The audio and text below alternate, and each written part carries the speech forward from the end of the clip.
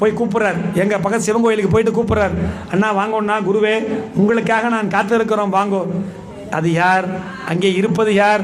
திருநாவுக்கரசர், அப்பர். அவருக்கு தெரியாதா? பார்த்த வினாடி கண்டுபிடிச்சிட மாட்டாரா? முன்பு இருந்த அப்பூதி அடிகளும் இப்பொழுது இருக்கக்கூடிய அப்பூதி அடிகளும் வேற வேற இல்லையா?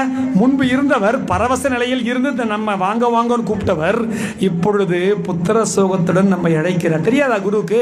ஆனால் குரு அமைதியாக இருப்பவர். நான் வரேன்ப்பா, என்னப்பா சாப்பாடம் தயாராகிடுதா, வரலாமா, வாங்க ஒன்றா ஐச்சின்னு போயாச்சு. உடனே கூப்பிடுறார். அப்படி இலையெல்லாம் இப்போ இலையை அறுத்துன்னு வந்தது யார்? சின்ன பையன் போய் அறுத்துன்னு வந்துருப்பான். இதெல்லாம் பெரிய பெரிய புராணத்தில் இல்லை, நானா உங்களுக்கு சொல்கிறேன். சின்ன பையன் அறுத்துன்னு வந்தால் வச்சுப்போமே, அவனுக்கு ஒரு கைங்கரியம் உண்டு. இலையை போட்டாச்சு. போட்ட உடனே அதான் குருவோட சூக்ஷமம் பாருங்க. கையில் கொஞ்சமாக விபூதி எடுத்து வந்துருப்பார் இல்லையா? கோயிலுக்கு போனாக்க நான் ஆசீர்வாதம் பண்ணி இட்டு விடணும். யாரை கூப்பிட்டுருக்கலாம்?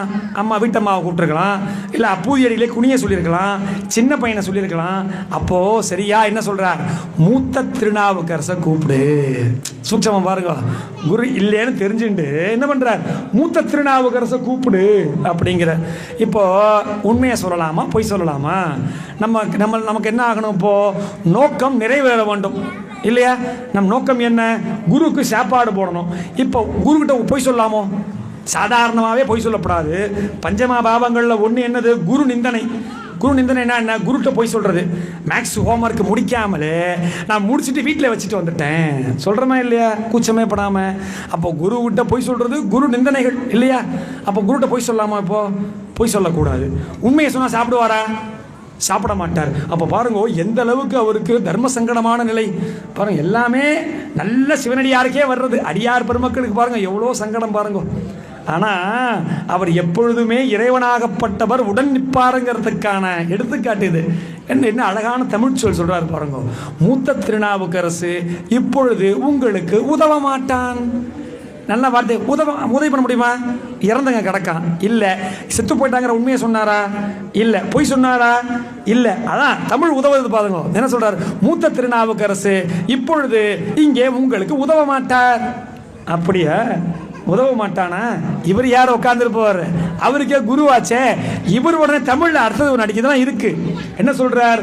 மெய் விரித்து கூறு, மெய் விரித்து உரை அப்படிங்கிறார். அது என்ன மெய் விரித்து உரை? மெய்னா என்ன? மெய்யாலுமா? அப்படி மெய்னா என்ன சொல்லணுமா? உண்மை என்று அர்த்தம். மெய் விரித்து கூறினா என்ன? உன் மனதிலே நீ ஒரு பொய்யை மறைத்து வைத்திருக்கிறாய், அந்த மெய்யை விரித்து உரை.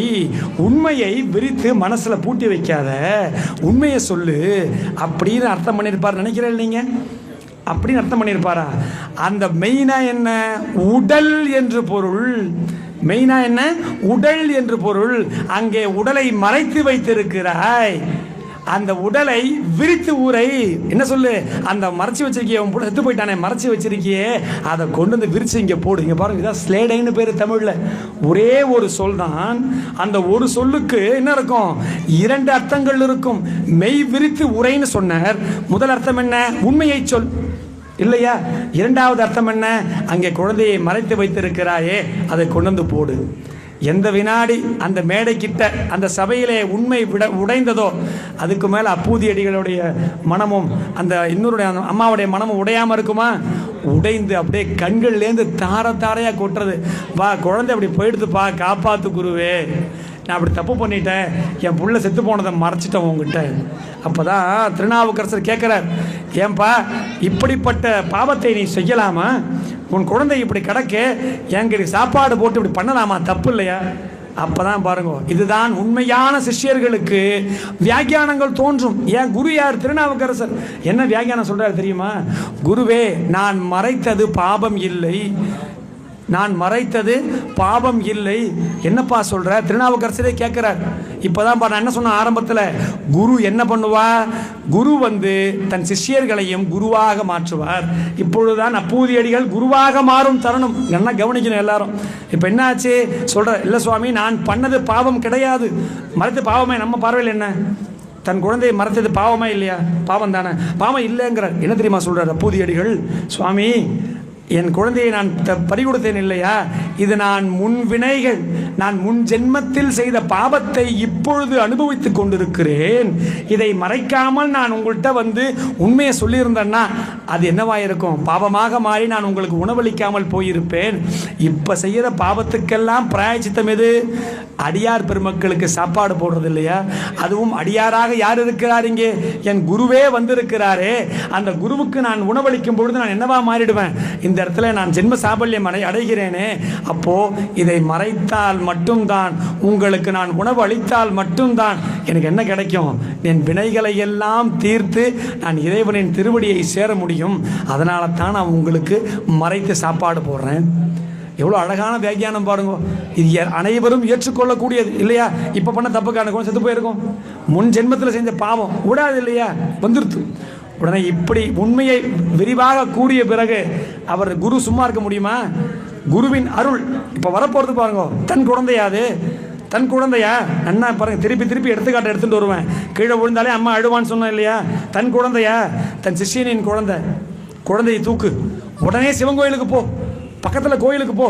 நான் இதை சும்மா விட மாட்டேன். இந்த உன்னோட அடியாரை இப்படி தண்டிக்கிற இறைவனை நான் சும்மா விட மாட்டேன். என்ன பண்ணுறார்? குழந்தைய தூக்கிட்டு நேராக போயாச்சு, அங்கே போய் படுக்க போட்டாச்சு. படுக்க போட்டுட்டு அவர் யார் தெரியுமா? அவர் யார்? அவர் தான் வக்கீல். யார்? திருநாவுக்கரசர் தான் வக்கீல். இப்போ வழக்கு என்ன? இறந்து கிடக்கிற குழந்தை தான் வழக்கு. மனுதாரர்கள் யார்? அப்பூதியடிகளும் அம்மா திருநாவுக்கரசும். நடுவர் யார்? அங்கே அமர்ந்திருக்கக்கூடிய சக்தியின் ரூபமான இறைவன் தான் அங்கே நடுவர். என்ன பண்ணுறா? உடனே அங்கே அவர் வழக்காடுகிறார், அங்கே வாதாடுகிறார். என்ன வாதம் செய்கிறார்? அவர் என்ன வாதம் செய்கிறார்? விடம் தீர்த்த பதிகம் 10 பாடுறார். நீ என்ன பண்ணுவியோ தெரியாது. இந்த அடியார் பெருமக்கள், இங்கே இருக்கக்கூடிய அடியார்கள் உண்மையான பக்தியை வைத்திருக்கிறார்கள் என்றால், இத்தனை ஆண்டுகளும் அவர் செய்த அனைத்து தொண்டுகளும் உண்மை என்றால், அந்த உண்மையெல்லாம் நீ உண்மைன்னு ஒன்று இருக்கு, ஏற்றுக்கொண்டு ஒன்று இருக்கு இல்லையா? அதையெல்லாம் ஏற்றுக்கொண்டால் இந்த இறந்து கிடக்கிறத குழந்தை அதை உடனடியாக என்ன பண்ணணும்? உயிர் தெழுந்தாக வேண்டும். உடனே என்ன பண்ணுறா? நீங்கள்லாம் அப்படி டமால் இப்போ எழுந்துக்கிற மாதிரியே எப்படி அங்கே அப்பூதி அடிகள்கிட்ட குழந்தை எழுந்துட்டதோ இல்லையோ, அழகாக நீங்கள்லாம் இப்பொழுது எழுந்திருக்கிற மாதிரியே அங்கே அந்த குழந்தை என்ன பண்ணுறதான்? அழகாக உயிர் பெற்று நீங்கள்லாம் மெய் மறந்து இப்போ எழுந்திருக்க. இப்போ நீங்கள் எல்லாரும் சரியா? இப்போ என்ன ஆகுது? அந்த குழந்தை என்ன பண்ணிட்டா? இப்போ அழகாக எழுந்த உடனே அந்த இடத்துல அந்த விடம் தீர்த்த பதிகம்னு 10 பாடுறார். 10 பாடின உடனே அந்த குழந்தை எழுந்துருது இல்லையா? அந்த அப்பூதி அடிகளுக்கும் என்னது? ரொம்ப சந்தோஷம். அந்த குருவாக இருக்கக்கூடிய திருநாவுக்கரசருக்கும் ரொம்ப சந்தோஷம். அதையெல்லாம் தாண்டி இந்த பிரசாதத்தை பெற்றுக்கொள்ளக்கூடிய இந்த பக்தர்களுக்கும் ரொம்ப சந்தோஷம் இல்லையா? அந்த செவிக்கு உணவில்லாத பொழுது சிறிது வயிற்றுக்கும் ஈயப்படும் சொல்லியிருக்கா இல்லையா? இப்போ இவ்வளவு நேரம் செவிக்கு உங்களுக்கு உணவு கிடைச்சிடுது. இதுக்கப்புறம் வயிறார நீங்கள்லாம் பிரம்மத்தின் சாதமாக நீங்கள் சாப்பிடலாம். இப்போ ஏறக்குறைய நம்ம முடிவுரைக்கு வந்துட்டோம். இப்போ அந்த குருவாகப்பட்டவர் நமக்கு எது மாதிரியான அருளை வழங்குகிறார் அப்படிங்கிறதுக்கு இந்த புராணத்தை பார்த்தோம். நம்ம இப்போ கடைசியாக நம்ம முடிவுக்கு வந்துட்டோம் ஏறக்குறைய. அதுக்கப்புறமா அப்பூதியடிகள் நிறைய காலங்கள் என்ன பண்ணார்? நிறைய தொண்டுகள்லாம் செய்து இறைவனின் திருவடியை சேர்ந்தார் அப்படிங்கிறது இந்த புராணம் இதில் முடியுது. இத்துணை நேரமும் இவ்வளவு அழகாக, சிறிது அவசரம் இருந்தாலும், சிறிது கொசுக்கடிகள் இருந்தாலும், அங்கங்கே சஞ்சலங்கள் இருந்தாலும் பரவாயில்ல, நல்ல விஷயங்களை கேட்டிருக்கிறோம், சத்சங்கங்களை இந்த இடத்துல வந்து சிந்திச்சிருக்கோம். அந்த கேட்ட அந்த அனைத்து பக்தர்களுக்கும் இருகரம் கூப்பி முடிவு செய்யும் பொழுது ஒரு செய்தி: கண்களிலே கலக்கம் வந்தால் அதற்கு பெயர் இருள், மனதிலே கலக்கம் வந்தால் அதற்கு பெயர் மருள். இந்த இரண்டையும் களைய வல்லது இறைவனின் அருள். அந்த இறைவனின் அருளாகப்பட்டது நமக்கு கிடைக்க வேண்டும் என்றால் குருவின் அருள் இருந்தால் மட்டும்தான் கிடைக்கும் என்று கூறிக்கொண்டு இந்த உபன்யாசத்தை இறைவனின் அருளோடும் குருவின் அருளோடும் நிறைவு செய்கிறேன். நன்றி, வணக்கம்.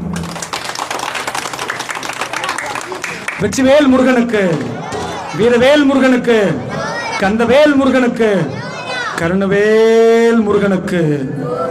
ஓம் சக்தி. திருச்சிற்றம்பலம். நன்றி, வணக்கம்.